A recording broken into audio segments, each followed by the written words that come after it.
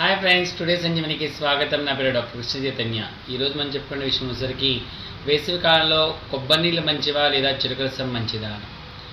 Actually కొబ్బరి నీళ్ళు అనేది అన్ని రకాల వయసుల వాళ్ళు తీసుకుంటే అత్యుత్తమైన పానీయం కింద చెప్పుకోవచ్చు. చెరుకు రసం కూడా ఉత్తమమైన పానీయం. బట్ ఏంటంటే కొబ్బరి నీళ్ళలో ఎలక్ట్రోలైట్స్ అనేవి ఎక్కువగా ఉంటాయి. అంటే సోడియం, పొటాషియం, కాల్షియం అనేవి మంచి స్థాయిలో పర్సన్కి అందుతాయి. అంటే ఇమీడియట్గా శక్తిని ఇస్తాయి. నెక్స్ట్ ఇది షుగర్ పేషెంట్లకు కూడా కొద్ది మోతాదులో తీసుకుంటున్నట్లయితే మంచి ఫలితాలను ఇస్తుందన్నమాట.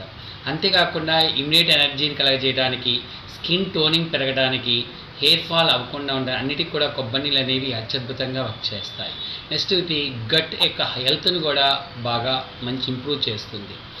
నెక్స్ట్ వృద్ధాప్యంలో ఉంటారో వాళ్ళకి కొబ్బరి నీళ్ళు అనేవి చాలా అత్యద్భుతంగా ఇమీడియట్ స్ట్రెంత్ ఇచ్చే వాటికి పనిచేస్తాయి. బట్ చెరుకు రసం కూడా అంతే నిష్పత్తిలో పనిచేస్తుంది. కానీ చెరుకు రసంలో అత్యధికమైనటువంటి షుగర్ లెవెల్స్ అనేవి ఎక్కువగా ఉండటం వలన ఆ షుగర్ పేషెంట్స్ అందరూ తీసుకోవడానికి అవకాశం ఉండదు.